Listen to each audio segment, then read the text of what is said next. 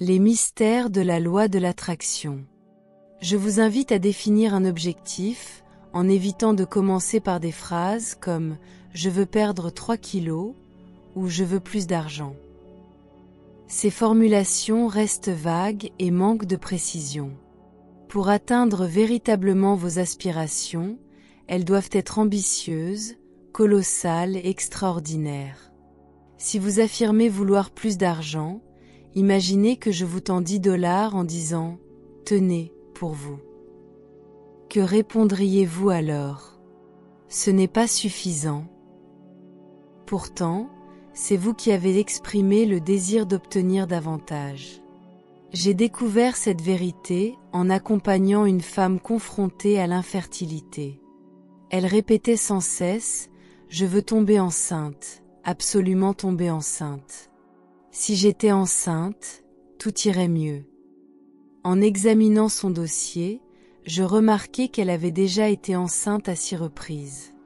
Lorsqu'elle confirma qu'il s'agissait de fausses couches, je lui rétorquai « Alors, tomber enceinte n'est clairement pas votre objectif profond. » Intriguée, elle me demanda quel serait donc le véritable but.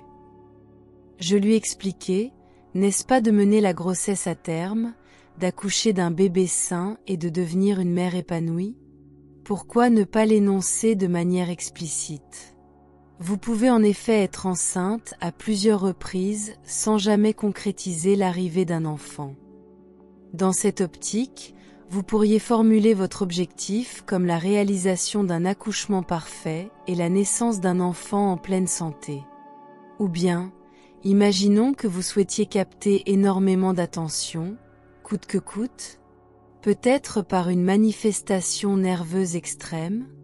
Un gaz ultra-explosif attirerait assurément tous les regards. Mais cela ne correspond sans aucun doute pas à ce que vous désirez réellement, n'est-ce pas? Personne ne recherche le chaos d'explosion. Adoptons donc un objectif grandiose et inspirant. Accordez-vous une pause si nécessaire, et prenez tout le temps requis. Munissez-vous de votre carnet et consignez une ambition de taille. Indiquez un objectif lié à votre carrière, par exemple, je veux fonder ma propre entreprise ou je souhaite créer une invention. Vous pouvez également choisir un but concernant vos relations, par exemple, ma relation est épanouissante, fondée sur l'amour et le respect mutuel. Ou bien, optez pour un objectif dans le domaine de la santé. Toutefois, je vous conseille de vous concentrer sur l'un de ces 3 domaines, pas sur 5 simultanément, mais sur un seul objectif. Il peut s'agir de santé, de carrière ou d'amour. Faites votre choix. Ensuite, déterminez avec passion pourquoi vous désirez atteindre cet objectif. Commencez par « Mon objectif est clair, je veux posséder ma propre entreprise ». Puis, dans une nouvelle section, notez les raisons qui vous poussent à vouloir fonder cette entreprise. Plus vous détaillerez ces motifs, plus vous maximiserez vos chances de succès. Inscrivez autant de raisons que possible. Gardez à l'esprit que vous pouvez toujours revenir en arrière pour ajuster ou ajouter des éléments. Réservez suffisamment d'espace et ne vous précipitez pas. Prenez le temps nécessaire. Une fois vos raisons établies, passez à une nouvelle page pour consigner qui bénéficiera de votre réussite. Naturellement, vous en tirerez profit, mais imaginez que la création de votre entreprise permette aussi d'embaucher d'autres personnes.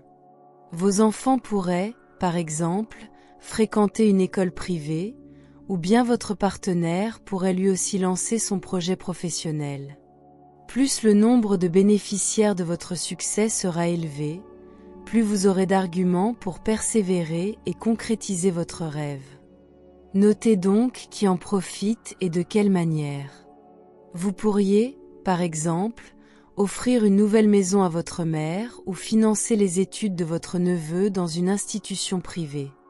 Avez-vous déjà envisagé votre esprit tel un génie capable d'exaucer vos vœux, en proclamant « Ton souhait est exaucé » ?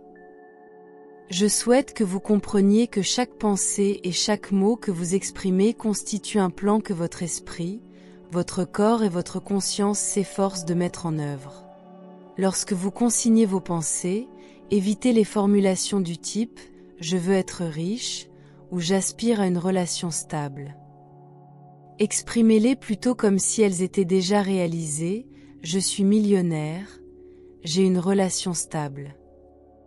Il se peut que vous trouviez cela paradoxal, mais en réalité, c'est parfaitement logique puisque votre esprit opère dans l'instant présent.